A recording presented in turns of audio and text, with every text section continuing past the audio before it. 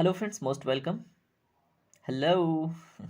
चलिए इस सेशन को स्टार्ट करते हैं और देखते हैं क्या मेडाइवल हिस्ट्री से रिलेटेड यानी कि मध्यकालीन भारत के इतिहास से रिलेटेड टॉप 30 एमसीक्यू, जिसमें आपके मोस्ट इंपॉर्टेंट सेक्शन कवर होने वाले हैं। बहुत ही अच्छे अच्छे इंटरेस्टिंग टॉपिक इसमें इंक्लूड किए गए हैं। ठीक है, तो चलिए बात करते हैं हमारे फर्स्ट क्वेश्चन के ऊपर। फर्स्ट क्वेश्चन आपके सामने है, पढ़िए ध्यान से। आपको क्या करना है कि स्टेटमेंट को ध्यान से पढ़ना है और राइट स्टेटमेंट को चूज करना है। ठीक है, तो Taimur attacked in India during rule of Firoz Shah Tughlaq, यानी कि फिरोज शाह तुगलक के शासनकाल में तैमूर ने भारत पर आक्रमण किया। ठीक है, दूसरा है Firoz Shah imposed jizya tax on all non Muslims, यानी कि फिरोज शाह ने सभी गैर मुसलमानों पर जजिया कर लगाया। ठीक है, आपके सामने चार ऑप्शन हैं, ए बी सी डी, है ना। ए में क्या है, वन ओनली, बी है टू ओनली, सी है बोथ, डी है नन। ठीक है, तो बताइए कौन सा सही जवाब होगा। इसमें देखिए, अगर आपको याद हो ना, तैमूर ने कब अटैक किया था, बताइए। तैमूर ने जब अटैक किया था तो वो काल था 1398 AD। ठीक है, इसके मतलब 1398 में इसने अटैक किया था। ठीक है, और इस समय जो सुल्तान थे, ठीक है, और जो मतलब दिल्ली सल्तनत में कहते हैं मुगल वंश के, ठीक है, सॉरी, तुगलक वंश के लास्ट रूलर थे, जिनका नाम था महमूद शाह। ठीक है, क्या नाम था, महमूद शाह। ठीक है, अब ये जब गद्दी पे थे तब तो इसने अटैक किया था तैमूर ने। ठीक है, तो याद रखिएगा, तो फिरोज शाह तुगलक तो गलत हो गया। अब आप बताइएगा फिरोज शाह तुगलक का कार्यकाल कब से कब तक था। ठीक है, अब इसमें देखिए सेकेंड कथन क्या है, Firoz Shah imposed jizya tax on all non Muslims. ठीक है, ये तो स्टेटमेंट सही है। ठीक है, सेकेंड स्टेटमेंट सही है, तो इसमें ऑप्शन नंबर बी सही हो जाएगा। ठीक है, तो इस तरह से ये क्वेश्चन कंप्लीट होता है, और हिंदी भाषी इधर भी ध्यान देंगे। ठीक है, और वैसे भी मैं हिंदी में ही बात कर रहा हूँ, है ना। तो ठीक है, ये क्वेश्चन कंप्लीट होता है। एक चीज़ और याद रखिएगा, अगर यहाँ पे जजिया टैक्स आया तो क्वेश्चन अगर बने आपसे कि इसको इंट्रोड्यूस किसने किया था, तो कुतुबुद्दीन ऐबक का नाम आप याद रखिएगा। ठीक है, कुतुबुद्दीन ऐबक। ठीक है, इसने इंट्रोड्यूस किया था क्या, जजिया टैक्स। ठीक है, अब जजिया टैक्स से रिलेटेड एक और भी कहानी है। ठीक है, जजिया टैक्स को फिर से क्या मतलब, इसने जजिया टैक्स को किसने हटाया, जजिया टैक्स को अकबर जब आते हैं शासनकाल में, ठीक है, मुगल ये हटा देते हैं। ठीक है, उसके बाद फिर से औरंगजेब आता है, औरंगजेब फिर से इम्पोज कर देता है। ठीक है, तो ये सिलसिला चलता रहता है जजिया टैक्स का, तो याद रखिएगा। ठीक है, चलिए अगला क्वेश्चन देखते हैं। आपको इसमें भी क्या करना है, विजयनगर एम्पायर से रिलेटेड कुछ स्टेटमेंट दिए गए हैं। ठीक है, उनको आपको रीड करना है, तो मैं पढ़ता हूँ। The kingdom of Vijayanagara was founded by king Krishnadeva Raya. ठीक है, पहला कथन। दूसरा है, Krishnadeva Raya didn't allow any European trade in his kingdom. ठीक है, हिंदी में पढ़ता हूँ। विजयनगर का राज्य था राजा कृष्णदेव राय द्वारा स्थापित किया गया था, पहला कथन है। जो विजयनगर का राज्य था वो राजा कृष्ण देव राय द्वारा स्थापित किया गया था। दूसरा कथन है, कृष्णदेव राय ने किसी को अनुमति नहीं दी जो यूरोपियन ट्रेडर्स थे। ठीक है, तो इसमें देखिए राइट आंसर क्या है, बताइए। क्वेश्चन पढ़ते पढ़ते आपने चूज कर लिया होगा, होप, है ना। तो इसमें फर्स्ट स्टेटमेंट गलत है। ठीक है, देखिए 1336 ईस्वी में हरिहर और बुक्का मिलके, ठीक है, हरिहर और बुक्का मिलके, ठीक है, एमबीटी के शासनकाल में, मोहम्मद बिन तुगलक के शासनकाल में क्या करते हैं, विजयनगर एम्पायर का स्थापना करते हैं। ठीक है, ये विजयनगर को इस्टेब्लिश करते हैं। ओके, हरिहर और बुक्का दोनों भाई थे। ठीक है, मोहम्मद बिन तुगलक का उस समय शासनकाल चल रहा था। ये चीज़ आपको याद रहना चाहिए। ठीक है, अब देखिए इतना आपको पता चल गया, तो फर्स्ट स्टेटमेंट हो गया गलत। दूसरा भी देखिए क्या है, कृष्ण राय जो कृष्णदेव राय थे, ये तो जाहिर सी बात है विजयनगर एम्पायर के बहुत ही मतलब होता है ना प्रतापी एक शासक थे, लेकिन ये डिडंट अलाउ वाला कथन गलत है। ठीक है, यूरोपियन को ट्रेड यानी कि पुर्तगालियों से ये ट्रेड कर रहे थे और उनको अनुमति भी दिया था। ठीक है, तो इसमें जो ऑप्शन सही होगा डी होगा, यानी कि दोनों के दोनों कथन गलत हैं। ठीक है, तो इतना आप याद रखते हैं तो ये क्वेश्चन आपसे बन जाता है। ठीक है, चलिए अगला क्वेश्चन देखते हैं। आपको क्या करना है कि इस स्टेटमेंट पे शेषासुरी से रिलेटेड है ये स्टेटमेंट, इस पे विचार करना है और बताना है कौन सा स्टेटमेंट सही है। तो he defeated Mughal ruler Babur in battle of Kannauj first statement. Second है he was a very cruel ruler specially toward non Muslims. ठीक है, यानी कि यहाँ पे क्या बात हो रही है कि शेर शाह सूरी ने कन्नौज के युद्ध में मुगल शासक बाबर को हराया था, फर्स्ट स्टेटमेंट सॉरी। दूसरा क्या है, वह विशेष रूप से गैर मुसलमानों के प्रति बहुत क्रूर शासक था। ठीक है, इसमें देखिए कौन सा स्टेटमेंट सही है, इसमें दोनों के दोनों स्टेटमेंट गलत हैं। ठीक है, अब कैसे बताइए कैसे, इसमें देखिए ऑप्शन नंबर डी सही है। कैसे बताइए, क्योंकि जो बैटल ऑफ कन्नौज था उसमें ये हुमायूं से युद्ध लड़ा था। ठीक है, हुमायूं से। ठीक है, बैटल ऑफ कन्नौज में इसने हुमायूं को डिफीट किया था, बाबर को नहीं, पहली बात। दूसरी बात, he was a very cruel ruler, ये गलत है। ठीक है, और ये नॉन मुस्लिम यानी कि हिंदुओं के ऊपर ऐसा कोई क्रूअलिटी नहीं दिखा रहा था। ठीक है, तो दोनों ऑप्शन गलत हो जाते हैं, तो याद रखिएगा। ठीक है, चलिए अगला क्वेश्चन देखिए, क्वेश्चन नंबर 4।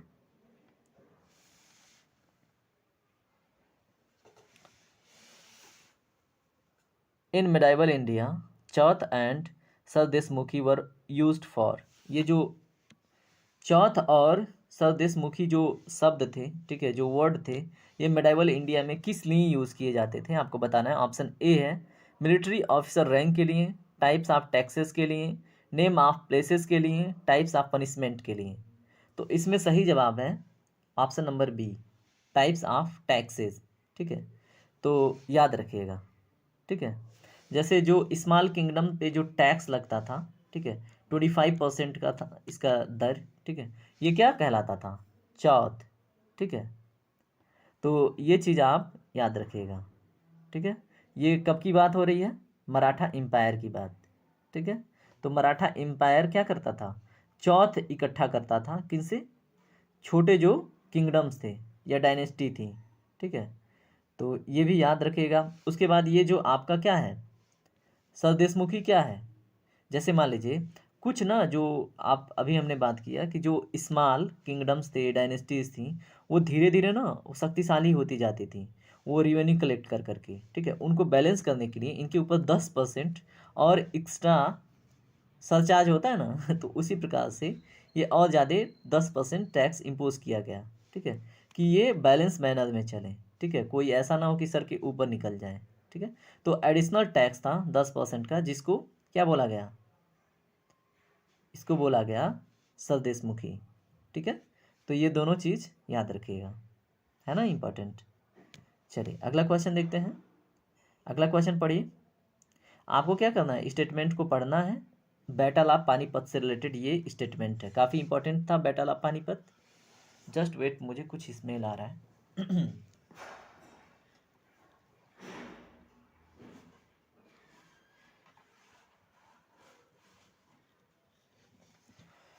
पढ़िए, फर्स्ट स्टेटमेंट है, first battle of Panipat was fought between Babur and Rana Sanga, यानी कि पहला जो पानीपत का युद्ध हुआ था ये बाबर और राणा सांगा के बीच में हुआ था। सेकेंड स्टेटमेंट क्या है, battle of Panipat was fought between Akbar and Hemu. Third statement है, third battle of Panipat was fought between Ahmad Shah Abdali and Marathas. अब आपको सही स्टेटमेंट चूज करना है। ठीक है, सही आंसर चूज करना है। ठीक है, तो इसमें देखिए फर्स्ट बैटल जो पानीपत का हुआ था कब लड़ा गया था, 1526 ईस्वी में। कब, 1526 ईस्वी में। ठीक है, 1526 ईस्वी में बाबर ने किसको इसमें डिफीट किया था, राणा सांगा को नहीं किया था, इसने इब्राहिम लोदी को। क्यों, क्योंकि 1526 ईस्वी में दिल्ली के गद्दी पे कौन बैठा था, इब्राहिम लोदी। ठीक है, लोदी डायनेस्टी का इब्राहिम लोदी बैठा हुआ था 1526 में। तो फर्स्ट पानीपत का जो बैटल हुआ था उसमें ये स्टेटमेंट हो जाता है गलत। ठीक है, तो इसमें देखिए ए जहाँ पे वन स्टेटमेंट है ये भी गलत हो गया और ये भी गलत हो गया। ठीक है, अब आपका सेकेंड स्टेटमेंट पढ़िए, second battle of Panipat was fought between Akbar and Hemu. ठीक है, तो ये कब लड़ा गया था, ये 1556 में लड़ा गया था और ये स्टेटमेंट सही है। ठीक है, 1556 में अकबर और हेमू के बीच में लड़ा गया था। ठीक है, सेकेंड बैटल ऑफ पानीपत। ठीक है, अब देखिए थर्ड क्या है, third battle of Panipat was fought between Ahmad Shah Abdali and Maratha. ठीक है, तो ये किनके किनके बीच लड़ा गया था, 1761 में लड़ा गया था ये। ठीक है, 1761 में ये बैटल लड़ा गया था, ठीक है।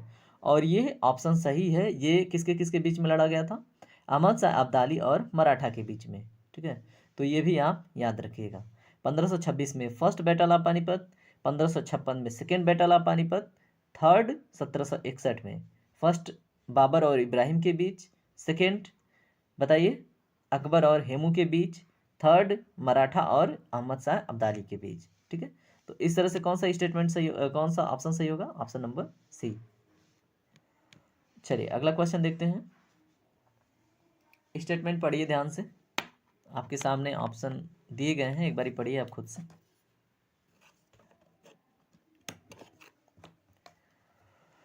मोहम्मद बिन तुगलक से रिलेटेड ये स्टेटमेंट है, काफ़ी इंपॉर्टेंट थे मोहम्मद बिन तुगलक, है ना। इनको मूर्ख राजा, मूर्ख शासक के नाम से जाना जाता था, याद रखिएगा। He made an unsuccessful attempt to shift capital from Delhi to Daulatabad, first statement है।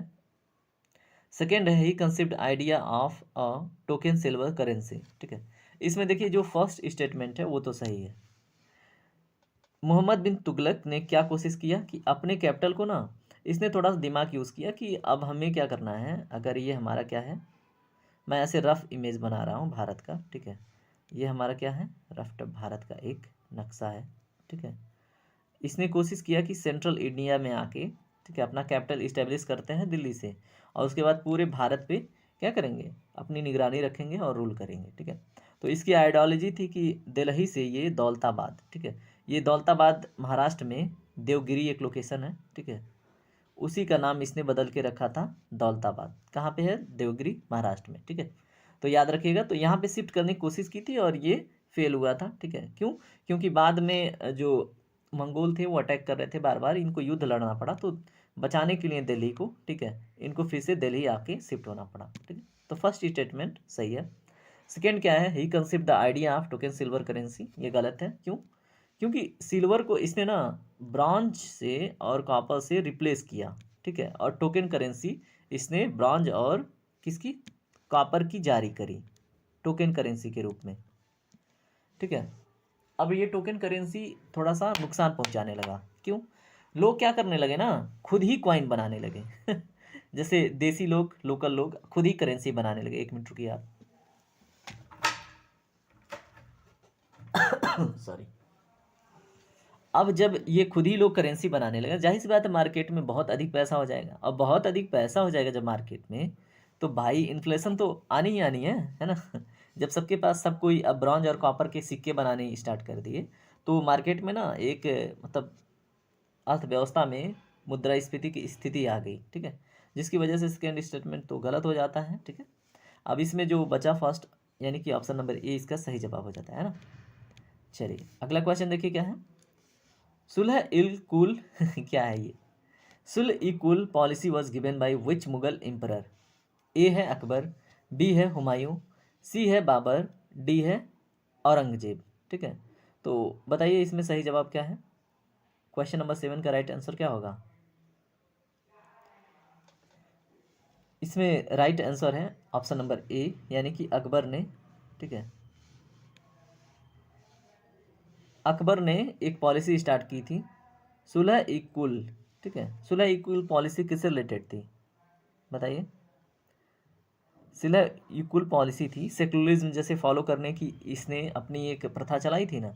दिन ए इलाही नाम की इसने क्या किया था, एक डॉक्ट्रिन दिया था, ठीक है। दिन, आपको अगर याद हो, ठीक है, एक नया रिलीजन ही इसने दिन ए इलाही करके स्टार्ट करी थी, किसने? अकबर ने, दिन ई इलाही, ठीक है, याद रखिएगा। और सुलह इक्वल पॉलिसी के अंतर्गत सेकुलरिज्म को फॉलो करने की बात चल रही थी, ठीक है। जो धार्मिक कट्टरता था उसे कम करना, है ना, कम करना या ख़त्म कर देना, ठीक है। तो अकबर ने ये स्टार्ट किया था पॉलिसी, याद रखिएगा, ठीक है। और इसने क्या किया था, जो जजिया था, जो नॉन मुस्लिम थे, ठीक है, जजिया कर, ठीक है, उसको क्या किया था, हटा दिया था, ठीक है। जिज़िया बोलते थे, लेकिन आप जजिया बोलिएगा, ठीक है। तो इसने क्या किया था, हटा दिया था, ओके। अब इसके विषय में, ठीक है, जब कभी आवश्यकता पड़ेगी, ठीक है, तो हम इसको डिटेल में बात करेंगे, फिलहाल इतना ही। अगला क्वेश्चन देखिए, आपको खिलजी डायनेस्टी के बारे में स्टेटमेंट दिए गए हैं, आपको ध्यान देना है ना, और राइट स्टेटमेंट को चूज करना है।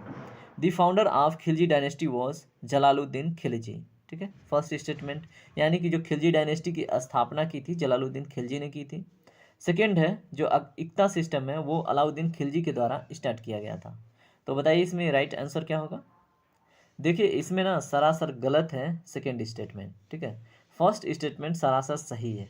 ठीक है, क्यों, जलालुद्दीन खिलजी ने खिलजी डायनेस्टी की स्थापना करी थी। ठीक है, इक्ता सिस्टम अलाउद्दीन खिलजी के द्वारा नहीं बल्कि आपने इल्तुतमिश का नाम सुना ही होगा, है ना, स्लेव ऑफ स्लेव इसको बोला जाता है, यानी कि गुलामों का गुलाम, इल्तुतमिश। ठीक है, तो इल्तुतमिश ने क्या किया था, इक्ता सिस्टम सही ढंग से लागू किया था।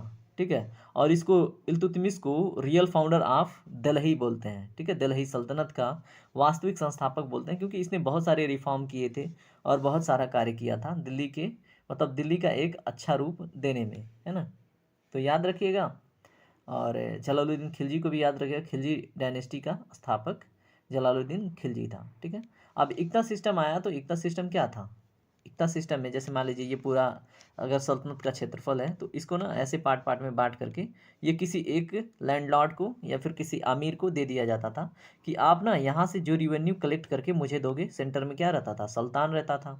ठीक है, सुल्तान मतलब रूलर रहता था। ठीक है, और ये जैसे यहाँ से भी इनको इक्ता दे दिया जाता था। ठीक है, कि इस लैंड पे अपना आर्मी रखना है और यहाँ से रिवेन्यू कलेक्ट करके आपको सुल्तान को पहुँचाना है। ठीक है, तो ये इक्ता सिस्टम स्टार्ट किया था किसने, बताइए, इल्तुतमिश ने। ठीक है, तो इसमें राइट आंसर क्या हो जाएगा, अगर फर्स्ट स्टेटमेंट गलत हो तो ऑप्शन नंबर ए सही जवाब होगा। ठीक है, चलिए अगला क्वेश्चन देखिए, शिवाजी से रिलेटेड है। Shivaji was associated by council of ministers called Ashtapradhan. ठीक है, शिवाजी ने अपना एक क्या मंत्रिपरिषद में, ठीक है, जो मंत्रियों का एक क्या था परिषद था, उसमें ना अष्टप्रधान करके पोस्ट बनाई थी। ठीक है, अब उसमें ना एक पोस्ट था जिसका नाम है, बताइए, अमात्या। ठीक है, तो अष्टप्रधान में अमात्या पोस्ट किसके लिए था, बताइए। जो उस समय अमात्या थे वो किस रूप में थे, prime minister, finance minister, military commander, foreign minister. तो इसका सही जवाब क्या है, फाइनेंस मिनिस्टर। ठीक है, जो अमात्य थे वो क्या थे, फाइनेंस मिनिस्टर या फिनांस मिनिस्टर। ठीक है, अब देखिए 8 अष्टप्रधान आया ना, तो आठों को आठों यहीं पे सीख लेते हैं और जान लेते हैं। ठीक है, तो इसमें ऑप्शन नंबर बी तो आपने जान लिया, सही जवाब है कि अमात्य उस समय शिवाजी के काल में जो अमात्य थे वो फिनांस मिनिस्टर थे। ठीक है, अब यहाँ पे प्राइम मिनिस्टर को क्या बोलते थे, अष्टप्रधान में, ठीक है, 8 लोग थे, तो प्राइम मिनिस्टर को क्या बोलते थे, पेशवा। ठीक है, क्या बोलते थे, पेशवा। ठीक है, मिलिट्री कमांडर को क्या बोलते थे, बताइए, सर ए नौबत या फिर सेनापति। ठीक है, मिलिट्री कमांडर को क्या बोलते थे, शार ई नौबत। कहता है ना, नौबत आ गई क्या तुम्हारी तो कमांडर अगर आएगा तो नौबत आएगी, है ना। तो मिलिट्री कमांडर को सरी नौबत या फिर सेनापति बोला जाता था। फॉरेन मिनिस्टर को क्या बोला जाता था, सुमंता। ठीक है, सुमंता, सुमंता बोला जाता था। ठीक है, ये तो आपने 4 के बारे में जान लिया। बाकी 4 कौन कौन थे, फिनांस मिनिस्टर तो हो गया क्या, अमात्य। ठीक है, और प्राइम मिनिस्टर हो गया पेशवा, मिलिट्री कमांडर हो गया क्या, सर ई क्या है, नौबत, सर ए नौबत। उसके बाद जो सुमंत थे वो क्या थे, फॉरेन मिनिस्टर थे। ठीक है, ये तो आपने देख ली, बाकी 4 भी थे। ठीक है, उन चारों को भी जान लीजिए। अब चारों में कौन कौन बचे, बताइए। एक थे वाके नवीस। ठीक है, जो intelligence, post and house hold affair को, यानी कि होम मिनिस्टर जो थे उनको क्या बोलते थे, यहाँ पे मैं HM लिख रहा हूँ, इसे होम मिनिस्टर समझिएगा। ठीक है, वाके नवीस बोला जाता था। क्या बोला जाता था, वाके नवीस। ठीक है, वाके नवीस क्या थे, होम मिनिस्टर। होम मिनिस्टर क्या देखते थे, इंटेलिजेंस डिपार्टमेंट, पोस्ट और हाउस होल्ड अफेयर्स को। ठीक है, उसके बाद एक पोस्ट था सचिव का, सचिव भी उसी के करस्पॉन्डेंस था। ठीक है, सचिव जो अभी आजकल है। ठीक है, उसी तरह से सचिव का भी पोस्ट था। ठीक है, उसके बाद था एक न्यायाधीश। न्यायाधीश जो जस्टिस है उसको न्यायाधीश ही बोला जाता था। ठीक है, न्यायाधीश। ओके, तो न्यायाधीश भी था। उसके बाद पंडित राव था, किससे रिलेटेड? चैरिटी और रिलीजियस एडमिनिस्ट्रेशन से रिलेटेड जो डिपार्टमेंट देखा जाता था। तो इन्हीं अष्टप्रधान में से एक थे पंडित राव। ठीक है, क्या नाम था उनका, मतलब उनको किस नाम से जाना जाता था? पंडिता राव। ठीक है, तो पंडिता राव भी थे किस रिलेटेड? चैरिटी और रिलीजियस एडमिनिस्ट्रेशन से रिलेटेड काम देखते थे अष्टप्रधानों में शिवाजी के। ठीक है, तो ये आठों के आठों को याद रखिएगा। एक बारी फिर से रिकॉल कीजिए। प्राइम मिनिस्टर पेशवा, ठीक है। फिनांस मिनिस्टर बताइए अमात्य। उसके बाद मिलिट्री कमांडर कौन थे? सर ई, बताइए, नौबत, है ना, नौबत आ गई क्या? उसके बाद फॉरेन मिनिस्टर कौन थे? अमात्य।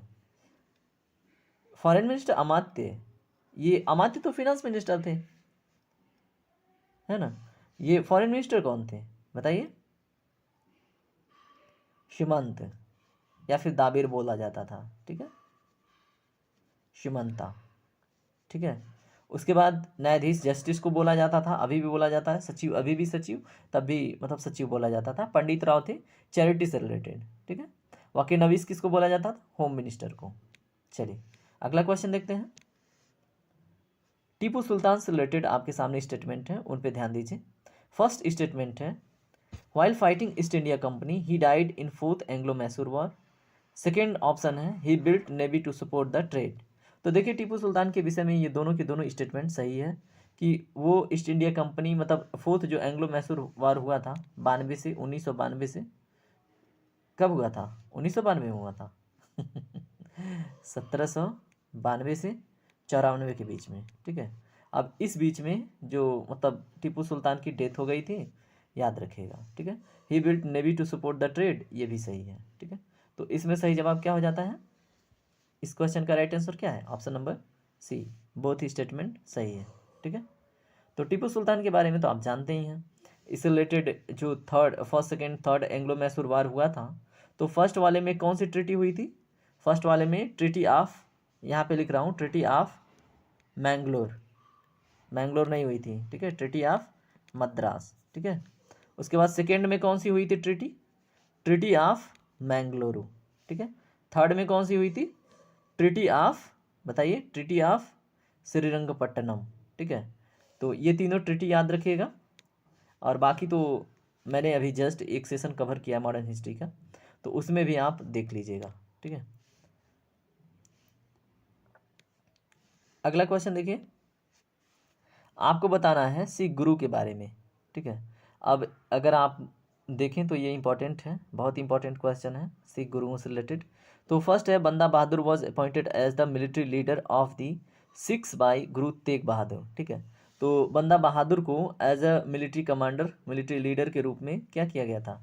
अपॉइंट किया गया था, किसके द्वारा? सिख गुरु तेग बहादुर के द्वारा। तो फर्स्ट स्टेटमेंट सही है। ठीक है, सेकेंड स्टेटमेंट देखिए, गुरु अर्जुन देव become the Sikh Guru after गुरु रामदास। बताइए ये स्टेटमेंट कैसा है? ये भी सही स्टेटमेंट है। जो गुरु अर्जुन देव थे वो क्या हुए? सिख गुरु बने, किसके बाद? गुरु रामदास के बाद। ठीक है, तो सेकेंड स्टेटमेंट भी सही है। थर्ड स्टेटमेंट देखिए, Guru Arjun Dev give to Sikh their own script Gurmukhi. ठीक है, तो इसमें जो थर्ड स्टेटमेंट है ये गलत है। ठीक है, थर्ड स्टेटमेंट गलत है। कैसे गलत है? ये गुरु अंगद ने इन्वेंट किया था। ठीक है, गुरुमुखी स्क्रिप्ट को। ठीक है, गुरुमुलाही नहीं है, गुरुमुखी है, यहाँ पे एल गलती से लिखा गया है। ठीक है, ये गुरुमुखी स्क्रिप्ट है और गुरु अर्जुन देव की देन नहीं है। ये किसके द्वारा इन्वेंट किया गया था? गुरु अंगद। ठीक है, गुरु अंगद के द्वारा। ठीक है, तो ये आपने देख लिया, है ना। तो इसमें ऑप्शन नंबर बी सही जवाब हो जाता है। ठीक है, चलिए अगला क्वेश्चन देखते हैं। अगला क्वेश्चन में आपको मुगल से रिलेटेड स्टेटमेंट और उनके डाउनफॉल, यानी कि मुगल का डाउनफॉल क्यों हुआ, उससे रिलेटेड आपको जवाब देना है। ठीक है, तो बताइए, डेक्कन पॉलिसीज ऑफ औरंगजेब, ठीक है, जिसकी वजह से फॉल हुआ मुगल का। सेकेंड है, neglect of the sea power, यानी कि मुगलों ने क्या किया? सी पावर में या फिर नेवी पे ध्यान नहीं दिया। उसके बाद थर्ड है, इन्वेजन बाय फॉरेन रूलर्स, इनको फॉरेन रूलर्स के द्वारा, जैसे तैमूर की बात करें, है ना, ऐसे लोगों के द्वारा क्या किया गया? लूटा गया, है ना। तो बताइए क्या तैमूर इस समय था? तो बताइए इन्वेजन हुआ था फॉरेन रूलर्स के द्वारा? हाँ हुआ था, ठीक है। इसमें तीनों के तीनों ऑप्शन सही हैं, ऑल ऑफ दी एबव, ठीक है। तो डेक्कन पॉलिसी जो औरंगजेब का था उसकी वजह से भी क्या हुआ, बहुत अधिक खर्च हो गए और फ़ायदा कुछ हुआ नहीं, ठीक है। तो ये भी सही है मुगल के डाउनफॉल के लिए। इसने सी पावर पे ध्यान ही नहीं दिया, है ना, सिर्फ और सिर्फ लैंड पे ध्यान दिया, और इन्वेजन ऑफ फॉरेन रूलर्स के द्वारा इन्वेजन हुआ ही हुआ, है ना। तो इसमें ऑल ऑफ दी एबव, ठीक है, सारे के सारे स्टेटमेंट सही हैं, ठीक है। और भी डाउनफॉल के रीजन थे, ठीक है, मुगल का और भी डाउनफॉल के रीजन थे, जैसे रिलीजियस पॉलिसी जो औरंगजेब था ना, जो इसका धार्मिक जो पॉलिसी था वो बड़ा मतलब कट्टरपंथ टाइप का था औरंगजेब का, जिसकी वजह से भी इसका डाउनफॉल हुआ, ठीक है। इसमें जो सक्सेसर थे औरंगजेब के बाद से जो भी आए वो बहुत कमज़ोर थे, ठीक है। जैसे अब फरुखशियर की बात करें, बहादुर शाह जफ़र की बात करें, है ना, और फिर क्या मतलब ऐसे कुछ रूलर्स आए जो बहुत कमज़ोर थे, उनकी जो मतलब स्ट्रेटजी पॉलिसी एडमिनिस्ट्रेशन की थी काफ़ी कमज़ोर थी, जिसकी वजह से भी फेल हुए। एक मनसबदारी सिस्टम भी था इनके अंतर्गत, ठीक है। तो मनसबदार जो थे ना वो क्या थे, फ्यूडल्स थे, मतलब उनके ऊपर ना बड़ा टैक्स का मतलब भार पड़ने लगा, ठीक है। जो मनसबदार थे वो मुगल एम्पायर में क्या थे, डिपार्टमेंट को संभालने वाले मतलब मेंबर थे। तो उनके ऊपर जब टैक्स का भार पड़ने लगा तो वो मनसबदारी अपना छोड़ के हट गए, जिसकी वजह से भी क्या हुआ, मुगल एम्पायर का डाउनफॉल हुआ, ठीक है। और इन लोगों ने मतलब जाहिर सी बात है नादिर शाह और अहमद शाह के अब्दाली का अटैक इन लोगों ने झेला था, जो क्या था एक मतलब फॉरेन रूलर्स का एक इन्वेजन था, ठीक है। तो जिसकी वजह से मुगल का डाउनफॉल हुआ। चलिए अगला क्वेश्चन देखिए क्या है, आपको बताना है नाथ जोगीज और सिद्धार्थ के बारे में, ठीक है। और वो मतलब रिलीजियस लीडर्स थे और उनसे रिलेटेड कुछ कथन दिए गए हैं, तो आपको बताना है सही कथन क्या है, ठीक है। तो बताइए, ए है यानी फर्स्ट है, they function outside the orthodox Brahmanical framework, they accepted the authority of Vedas, ठीक है। यानी कि वो किस तरह से फंक्शन करते थे, जो ऑर्थोडॉक्सी थी मतलब जो ब्राह्मणिकल फ्रेमवर्क था, ठीक है, जो ब्राह्मणों का अपना फ्रेमवर्क था उससे ना आउटसाइड जाके, ठीक है, उनका जो फंक्शन था, ठीक है, जो ऑर्थोडॉक्सी था ब्राह्मणिकल फ्रेमवर्क में, ठीक है, यानी कि जो रूढ़िवादिता था उसके परे जाके कार्य करते थे, ठीक है। और दूसरा है कि वो मैंने वेदास को एक्सेप्ट किए थे, वेदास की अथॉरिटी को, सेकंड स्टेटमेंट है, ठीक है। तो इसमें बताइए राइट स्टेटमेंट कौन सा है, इसमें राइट स्टेटमेंट है, ठीक है, ओनली ए यानी कि फर्स्ट, ठीक है। इसमें सेकेंड स्टेटमेंट गलत है, यानी कि ए ऑप्शन सही है, ठीक है। जो नाथ थे, जोगीज थे, सिद्धार्थ थे, ठीक है, वो फंक्शन नहीं कर रहे थे ऑर्थोडॉक्स ब्राह्मणिकल फ्रेमवर्क के अंतर्गत, ठीक है। तो आउटसाइड जाके ये कार्य कर रहे थे, ठीक है। और उनमें से बहुत लोगों ने क्या किया था, एक आर्टिसनल ग्रुप का फॉर्मेशन किया था, ठीक है। और वहाँ से भी आए थे, आर्टिसनल ग्रुप से भी, ठीक है। और इनमें से बहुत लोग क्या थे, रिलीजियस लीडर थे, ठीक है। और उन्होंने जो वेदांस के अथॉरिटी थे ना उस पर क्वेश्चन खड़ा किए थे, ठीक है। तो ये एक्सेप्ट नहीं किया था, क्वेश्चन खड़ा किया था, तो याद रखिएगा, ठीक है। चलिए अगला क्वेश्चन देखते हैं, आपको बताना है हमारा नायक सिस्टम के बारे में।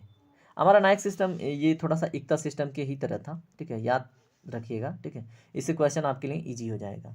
तो which was develop in Vijayanagar empire, ठीक है, जिसको फॉर्मेशन किसने किया था, विजयनगर का इस्टेब्लिशमेंट, बताइए। हरिहर बुक्का ने जिस एम्पायर का इस्टेब्लिशमेंट किया था उससे रिलेटेड है हमारा नायक सिस्टम, ठीक है। तो ये दो स्टेटमेंट दिए गए, बताइए रिवेन्यू एडमिनिस्ट्रेशन, मिलिट्री एडमिनिस्ट्रेशन, आपको बताना है कि कौन सा सही है हमारा नायका सिस्टम से रिलेटेड। तो इसमें जो स्टेटमेंट ए है वो भी सही है, इसमें बी है वो भी सही है, यानी कि एक दो दोनों सही है, यानी कि ऑप्शन नंबर सी इसका करेक्ट जवाब है, ठीक है। रिवेन्यू एडमिनिस्ट्रेशन और मिलिट्री एडमिनिस्ट्रेशन, ठीक है, दोनों क्या थे, हमारा नायक सिस्टम से रिलेटेड, ठीक है, इसी से रिलेटेड थे, ठीक है। तो ठीक है, याद रखिएगा एकता सिस्टम तो आपको पता ही है, अभी जस्ट बताया, तो उसी के मतलब कदमों पे चलने वाला एक सिस्टम था ये, ठीक है।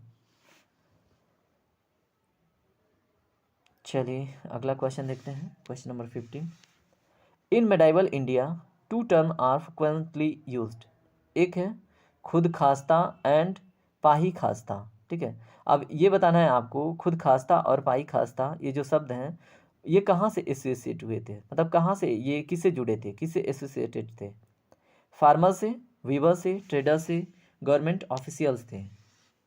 तो इसका सही जवाब क्या है? इसका सही जवाब है फार्मर्स से। ठीक है, ये खुद खास्ता और पाही खास्ता जो थे ये क्या थे? जैसे जिनके पास खेती थी, ठीक है, जिनके पास खुद की खेती थी, जो पीजेंट थे, ठीक है, वो उस पर वर्क करते थे, तो उनको क्या बोला जाता था? खुद खास था। ठीक है, खुद कास था। और उसके बाद जैसे मान लीजिए कोई फार्मर है, उसके पास खुद की खेती नहीं है, ठीक है, ये ए है और इसके पास खेती है, और बी के पास खेती नहीं है और ए के पास अधिक खेती है, तो बी जब आके यहाँ पे कार्य करता था तो इसको पाही खास्ता बोलते थे। ठीक है, तो ये खुद खास्ता और पाही खास्ता में अंतर याद रखिएगा। ठीक है, ये फार्मर से रिलेटेड बातें हैं। ठीक है, चलिए अगला क्वेश्चन देखते हैं। इब्न बतूता के बारे में बात हो रही है कि वो मतलब आया था मोहम्मद बिन तुगलक के काल में। ठीक है, वो कहाँ से बिलोंग करता था, किस कंट्री से? Iran, Yemen, Morocco, Syria. तो अगर आपको इब्न बतूता के बारे में पता हो तो ये बिलोंग करता था मोरक्को से। ठीक है, मोरक्को कहाँ पे है? अफ्रीकन कॉन्टिनेंट में। ठीक है, और मोरक्को के द्वारा इब्न बतूता के द्वारा एक किताब लिखी गई थी। ठीक है, जो मोहम्मद बिन तुगलक के समय काल की सारी घटनाओं को मतलब क्या करती हैं, दिखाती हैं, उस समय क्या चल रहा था। ठीक है, उस किताब का नाम है रिहाला। क्या नाम है? रिहाला, या फिर रेहला बोलते हैं कुछ लोग, तो रिहाला आप याद रखिएगा। ठीक है, तो किताब का क्या नाम था? इब्न बतूता के द्वारा जो लिखा गया मोहम्मद बिन तुगलक के काल में, रिहाला। मोहम्मद बिन तुगलक ना बड़ा प्रभावित था इब्न बतूता से। ठीक है, और इसने ना इसको अपने वहाँ एक पोस्ट दिया, ठीक है, काजी का। और काजी जो उस समय था ना, जुडिशरी में बड़ा हेड पोस्ट था। ठीक है, मोहम्मद बिन तुगलक के समय काल में, यानी कि 14th सेंचुरी में। ठीक है, 1325 से 1351 इसका कार्यकाल था मोहम्मद बिन तुगलक का। 1325 से लेके 1351 के बीच में, याद रहे आपको, इसलिए आपको एक बार और रिकॉल करा रहा हूँ। ठीक है, तो काजी नाम का जो पोस्ट था इसने दिया था। ठीक है, और काजी जो जुडिशरी सिस्टम है उसमें हेड पोस्ट था। ठीक है, तो याद रखिएगा। ठीक है, कब दिया था ये? 1342 में।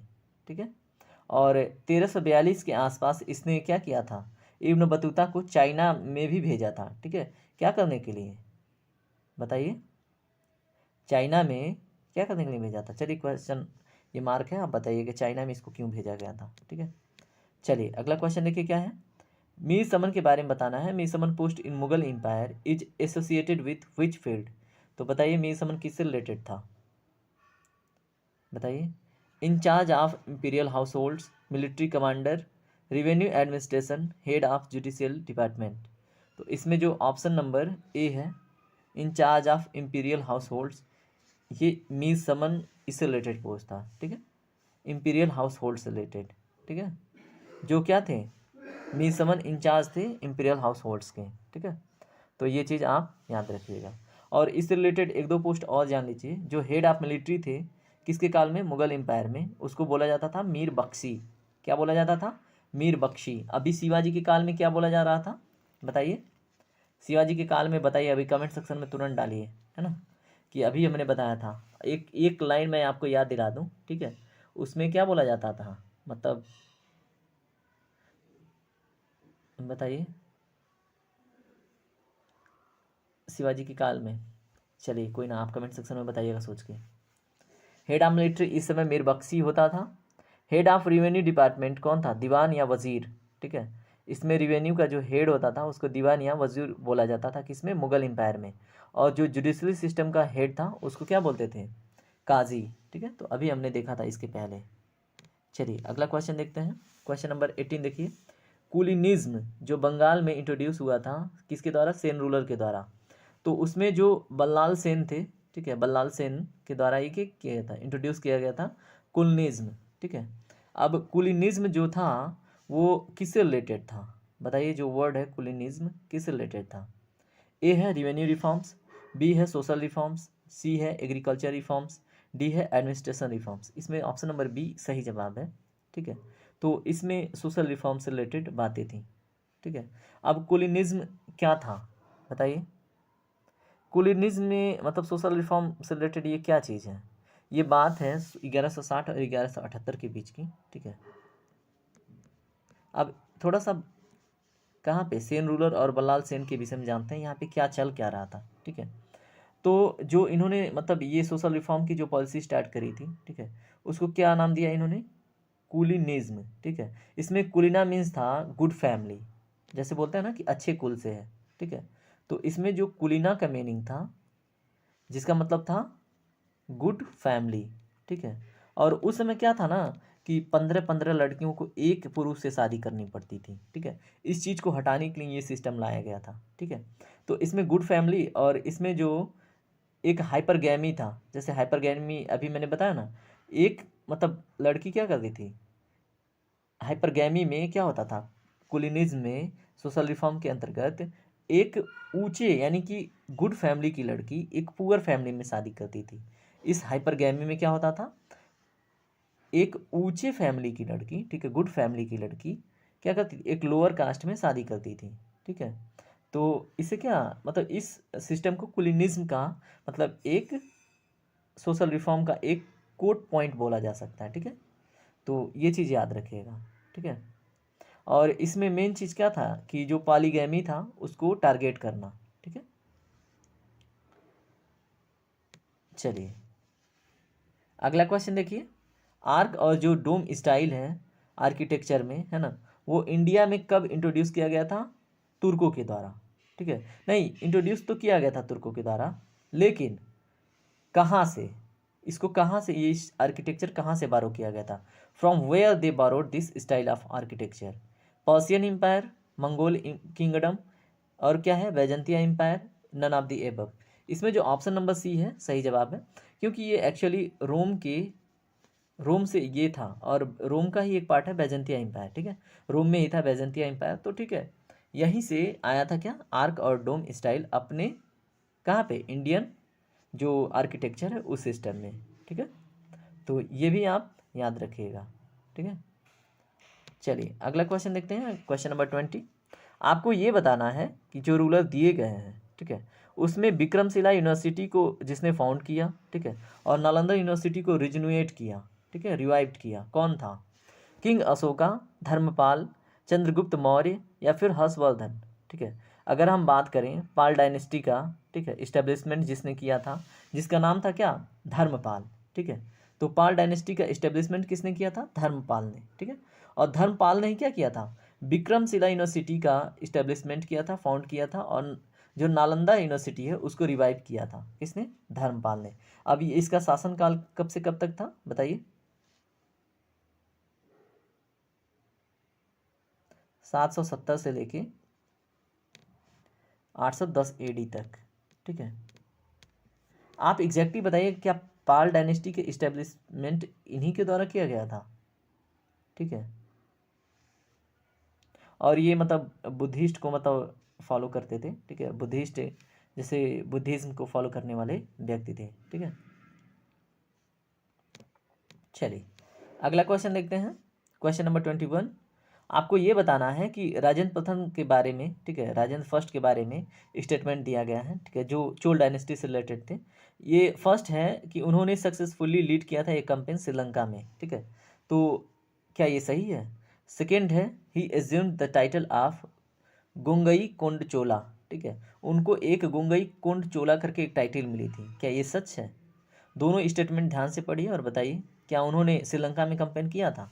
हाँ बिल्कुल सही बात है, उन्होंने श्रीलंका में कैंपेन किया था और श्रीलंका में विजय भी प्राप्त करी थी, और मतलब वहाँ की सीट को एनेक्स्ट भी किया था, ठीक है। तो 1114 से 1144 तक का कैंपेन है, ठीक है, 1014 से लेके 1044 के बीच का इनका कार्यकाल है, ठीक है, याद रखिएगा, ठीक है। और इन्होंने जैसे उस समय जो कावेरी को दक्षिण की गंगा बोलते हैं पवित्रता की वजह से, तो उसके आसपास ना इन्होंने उसको पार करके विजय हासिल करी थी, और इसकी वजह से उनको गुंगई कोंड चोला नाम से, और एक गुंगई गुंगई कोंड चोलापुरम करके एक लोकेशन भी है ना। तो ये भी याद रखिएगा, तो दोनों का दोनों स्टेटमेंट सही है, यानी कि ऑप्शन नंबर सी सही जवाब है, ठीक है। और उसमें जब उसको गंगा समझते थे पवित्रता की वजह से कावेरी को, ठीक है, तो जिसकी वजह से क्या मतलब कॉन्कर ऑफ गंगा भी इनको बोला जाता है, यानी कि गंगई कोंड चोला का क्या होता है, ये मीनिंग होता है कि जिसने क्या करा, चोल का राजेंद्र प्रथम ने गंगा को जीता, ठीक है। चलिए अगला क्वेश्चन देखिए क्या है, आपको कुतुबुद्दीन ऐबक से रिलेटेड कुछ स्टेटमेंट दिए गए हैं, उन पे ध्यान देना है। He was the founder of slave dynasty in India, बिल्कुल सही बात है, ये तो आंख बंद करके आप मारेंगे, है ना। उसके बाद क्या है, he died after falling from the staircase of his library, यानी कि वो अपने पुस्तकालय की एक सीढ़ियों से गिरने से उसकी मृत्यु हो गई थी। दूसरा स्टेटमेंट है। इसमें सही जवाब क्या है, देखिए ये दूसरा स्टेटमेंट तो गलत है। क्यों? क्योंकि ये ना एक गेम होता है चागोस करके, उसको खेलते हुए ये अपने घोड़े से गिर के मरा था, ठीक है। घोड़ा ने पाँव रख दिया था इसके ऊपर, ठीक है, और जिसकी वजह से इसकी डेथ हुई थी वहीं पे, मतलब ऑन द स्पॉट, है ना। तो ऑन द स्पॉट इसका डेथ हुआ था, लेकिन ये स्टेयरकेस से गिर के नहीं मरा था। स्टेयरकेस से गिर के मरा था हुमायूं, ठीक है, हुमायूं, ठीक है। तो ये याद रखिएगा। तो इसमें स्टेटमेंट 1 यानी कि ऑप्शन नंबर ए सही है केवल, ठीक है। उसने क्या किया था, स्लेव डायनेस्टी का मतलब क्या किया था, फाउंडेशन रखा था, किसने, कुतुबुद्दीन ऐबक ने। कुतुबुद्दीन ऐबक किसका गुलाम था, मोहम्मद गौरी का, ठीक है। चलिए अगला क्वेश्चन देखिए। आपको ये बताना है, जो दिए गए हैं, जो रिप्यूटेड हिस्टोरियन हैं, वो इनमें से शाहजहां के शासनकाल में कौन था। अमीर खुसरो, अब्दुल हमीद लाहौरी, मोहम्मद सदीक खान, डी है फिरिश्ता, ठीक है। मैं तो एक का बताऊंगा, बाकी का आप बताएंगे, ठीक है। इसमें ऑप्शन नंबर बी सही है, अब्दुल हमीद लाहौरी, ठीक है। ये शाहजहां के शासनकाल में एक रिप्यूटेड हिस्टोरियन थे, कौन, अब्दुल हमीद लाहौरी। बाकी के बारे में अमीर खुसरो ने 7 लोगों का शासनकाल देखा है ना, आपने सुना होगा। तो किनका शासनकाल देखा था, आप कमेंट सेक्शन में बताइएगा। मोहम्मद सदीक खान किसके समय थे, फिरिश्ता किसके समय काल में थे, आप इनके बारे में भी बताइएगा, ठीक है। ओके, चलिए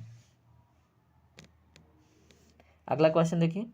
बैटल, इसमें एक है तराइन का बैटल, ठीक है। आपको बताना है कि बैटल्स ऑफ तराइन किन के बीच में लड़ी गई थी, किन 2 रूलर के बीच में।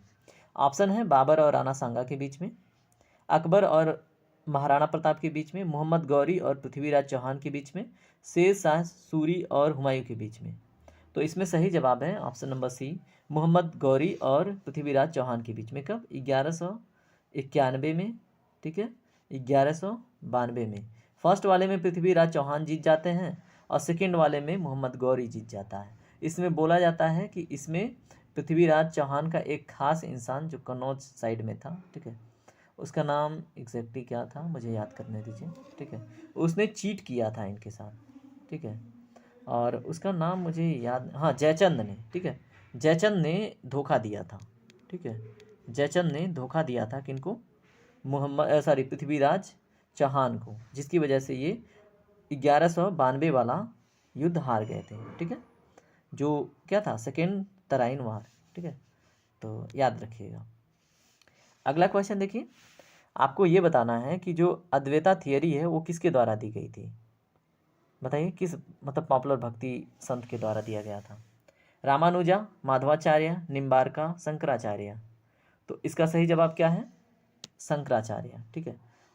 अद्वैता, ठीक है। अब देखिए अद्वैता सिद्धांत आया, तो क्या है अद्वैता, अद्वैता का क्या मतलब है। अद्वैता का मतलब एक ही है कि जो ब्रह्म है और जो मानव का आत्मा है वो एक ही है, ये अलग अलग नहीं है, ठीक है। अद्वैता सिद्धांत का मतलब यही है, ठीक है। और यहाँ पे पहुँचने के लिए, ठीक है, आपको ज्ञान का मार्ग फॉलो करना पड़ेगा, ऐसा शंकराचार्य ने कहा था, ठीक है। आपको क्या करना होगा, सुप्रीम गॉड को पाने के लिए, ठीक है, क्या करना होगा, आपको पाथ ऑफ नॉलेज फॉलो करना पड़ेगा, ठीक है, साल्वेशन के लिए, ठीक है। क्या करना होगा, नॉलेज मतलब गेन करना होगा, ठीक है। तो पाथ ऑफ नॉलेज फॉलो करना पड़ेगा, ऐसा एक कथन है, ठीक है। तो याद रखिएगा। इसमें देखिए अगर आपके सामने अद्वैता आया है, ठीक है, तो और भी 2 कॉन्सेप्ट हैं, द्वैता और फिर विशिष्ट द्वैता, है ना। तो द्वैता कॉन्सेप्ट किसने दिया था, ये तो हो गया अद्वैता। द्वैता का क्या मीनिंग है, द्वैता का मीनिंग है जो गॉड है वो अलग है, जो आत्मा है वो अलग है, ठीक है। जैसे जो ब्रह्म है वो अलग चीज़ है और जो आत्मा है अलग चीज़ है, ठीक है। ये माधवाचार्य ने अपना सिद्धांत दिया था, ठीक है। ये जो माधवाचार्य हैं इन्होंने द्वैता का सिद्धांत दिया था, ठीक है। जैसे गॉड विष्णु जो हैं वो उनको सुप्रीम सोल बोला था, और जो इंडिविजुअल जैसे हम लोग हैं वो जीवात्मा जो है वो क्या है, डिफरेंट एंटिटीज़ है, यानी कि दोनों अलग अलग है। ये द्वैता का सिद्धांत क्या है, माधवाचार्य ने दिया था, याद रखिएगा, ठीक है। उसके बाद एक व्यक्ति थे जिनका नाम था रामानुजा, ठीक है, यहाँ पे आप देख रहे हैं। इन्होंने क्या दिया था, विशिष्ट द्वैतवाद का सिद्धांत, विशिष्ट द्वैतवाद का सिद्धांत, ठीक है। विशिष्ट द्वैता मैं यहाँ पे लिख रहा हूँ, ठीक है। इसका मतलब क्या था कि ये जो आपको दिख रहा है क्या, ये जो गॉड है और ये जो, इन्होंने क्या किया, द्वैता और अद्वैता को एवरेज निकाल दिया, ठीक है। तो इन्होंने क्या कहा कि ये ब्रह्म, ठीक है और जीवात्मा एक अलग एंटिटी है, लेकिन ये दोनों एक दूसरे से अलग नहीं है, ठीक है। ये दोनों अलग एंटिटी हैं, लेकिन जीवात्मा का अस्तित्व ब्रह्म के बिना कुछ भी नहीं है, ठीक है। यानी कि सुप्रीम गॉड के बिना कुछ भी नहीं है, ठीक है। ये दोनों एक दूसरे से अलग नहीं है, ठीक है। तो ये था विशिष्ट द्वैतवाद का सिद्धांत जो रामानुजा ने दिया था, ठीक है। चलिए अगला कथन देखिए, अगला क्वेश्चन आपको ये बताना है कि किसने ब्लड और आयरन पॉलिसी अपनाया था, ठीक है। तो बताइए, इल्तुतमिश ने, बलबन ने, अलाउद्दीन खिलजी ने, मोहम्मद बिन तुगलक ने। इसमें जो राइट आंसर है वो क्या है, जाहिर सी बात है यार, बलबन ने किया था, है ना। रक्त पिपासु, सॉरी रक्त पिपासु इसको नहीं बोला जाता है, ठीक है। बलबन ने क्या किया था, ब्लड और आयरन की पॉलिसी, जैसे लुटेरों को मतलब सजा देने के लिए दौड़ा के पकड़ के, ठीक है, ब्लड और आयरन पॉलिसी इसने अपनाया था, ठीक है। खून और लॉ की पॉलिसी, ठीक है। तो याद रखिएगा क्योंकि एग्ज़ाम में ये बहुत बार पूछता है, ठीक है। तो ठीक है अगला क्वेश्चन देखते हैं। आपको बताना है कि क्या नाम है, जजमानी सिस्टम किससे रिलेटेड कथन है, और इसमें जो दो कथन है उसमें कौन से सही हैं। जजमानी सिस्टम से रिलेटेड बात हो रही है। It is associated only with performance of religious rituals and sacrifices. मतलब क्या है, ये सिर्फ और सिर्फ किससे रिलेटेड है, रिलीजियस रिचुअल से और बलिदान से। जैसे रिचुअल्स होते हैं ना, धार्मिक जो अपनी मतलब अपनी क्या करते हैं, परंपरागत जो रिचुअल्स होते हैं मनाते हैं, क्या उससे एसोसिएटेड है जजमानी सिस्टम, या फिर ये सिस्टम हेरिडेटरी था जजमानी सिस्टम का। तो बताइए, आपको इसमें करेक्ट आंसर बताना है। इसमें जो ऑप्शन नंबर बी है ना वो सही जवाब है, ठीक है। इसमें ये सिस्टम क्या था, हेरिडेटरी था, ऑप्शन नंबर बी इसका सही जवाब है, ठीक है। ये मतलब किससे एसोसिएटेड था, किससे जुड़ा हुआ था, जैसे फ्यूडल्स थे ए, और बी हो गए जजमान जिनको बोला जाता था, ठीक है। वो क्या करते थे, यहाँ पे सर्विस देते थे, ठीक है। क्या करते थे, इनके यानी जो कुलीन लोग थे, यानी कि जो बड़े लोग थे, इनके वहाँ अपनी सेवाएं देते थे और इनको इसके बदले में पैसा देते थे, और बी को क्या बोला जाता था, जजमान, ठीक है। तो याद रखिएगा जजमानी सिस्टम किससे रिलेटेड था, ठीक है। अगला क्वेश्चन देखते हैं। अगला क्वेश्चन क्या है, पर्दा सिस्टम मेडुअल इंडिया में उससे रिलेटेड स्टेटमेंट है, पर्दा सिस्टम पे आधारित। तो आपको बताना है कि इट यूज मतलब इसमें फर्स्ट स्टेटमेंट है, it was brought in India by Arabs and Turk, first statement. Second है, mostly this practice prevail in higher caste Hindus. देखिए बहुत सारे हिस्टोरियंस बोलते हैं कि हाँ ठीक है, ये अरब और तुर्क से आया था पर्दा सिस्टम, और सेकेंड स्टेटमेंट भी सही है। इसको मतलब जैसे कुलीन परिवार हिंदुओं में ये बहुत चरम सीमा पे पहुंच गया था, ठीक है। तो दोनों के दोनों स्टेटमेंट इसमें सही हो जाते हैं, ठीक है। मतलब इसको अरब और तुर्क से लाया गया था, और फिर इसको कास्ट सिस्टम में जैसे हिंदू कास्ट में जो मतलब बड़े वर्ग थे इसमें तब ये बड़ा प्रचलित था बड़े स्तर पे, है ना। चलिए अगला क्वेश्चन देखते हैं, क्वेश्चन नंबर 29। आपको फॉजिल के बारे में बताना है, was use to explain which of the following, ठीक है। तो बताइए, excess amount paid to the exchequer by the iqtadars, the punishment given to rebel nobles, the most loyal officer of sultan, barren land which is not suitable for agriculture। तो fossil किससे related है, question number 29 का right answer क्या है, option number A, ठीक है। Excess amount paid to the exchequer by the iqtadar, ठीक है। क्यों एक्सेस अमाउंट जो पे किया जाता था इक्तादारों के द्वारा, क्यों बताइए। जो इक़्तिदार थे उनके पास जब एक्सेस इनकम हो जाता था ना, वो अय्यासी करने लगते थे, ठीक है। और फिर वो लगते थे किससे कंपैरिजन करने, बताइए। वो जो मेन रूलर थे, ठीक है, जो सुल्तान थे, ठीक है, जो सल्तनत को संभाल रहे थे, उनकी कंपेरेटिवली ये सब लगते थे अपनी एक्टिविटी शो करने, और जिसकी वजह से इस पे एक्स्ट्रा जो मतलब टैक्सेशन मतलब लगाया गया, ठीक है, एक्स्ट्रा चार्ज इनसे किया जाने लगा। किसके द्वारा ये स्टार्ट किया गया था? बलबन के द्वारा, बलबन के टाइम से, ठीक है। तो इसको क्या बोला जाता है? इसको बोला जाता है फौजिल, ठीक है, तो याद रखिएगा, ठीक है। तो ये क्या करता था? इनकम और एक्सपेंडिचर के बीच में एक बैलेंस बनाए रखता था, जो इक्ता होल्डर्स थे, ठीक है। चलिए अगला क्वेश्चन, और इस सेशन का लास्ट क्वेश्चन है। अकबर ने इंट्रोड्यूस किया था क्या? मनसबदारी सिस्टम, ठीक है। और अपने एडमिनिस्ट्रेशन में मनसबदारी सिस्टम इंट्रोड्यूस किया था किसने? अकबर ने, ठीक है। और इसके कॉन्टेक्स्ट में आपको बताना है कि कौन से पॉइंट सही हैं। Expansion of empire, organisation of nobility, बताइए कौन सा स्टेटमेंट सही है मनसबदारी से रिलेटेड। इसमें आपको बताना है कि जो मनसबदारी सिस्टम था उसका ऑब्जेक्टिव क्या था, ठीक है, बताइए। इसमें राइट आंसर क्या होगा? ऑप्शन नंबर सी, ठीक है। इसमें जो दोनों के दोनों स्टेटमेंट हैं सही हैं।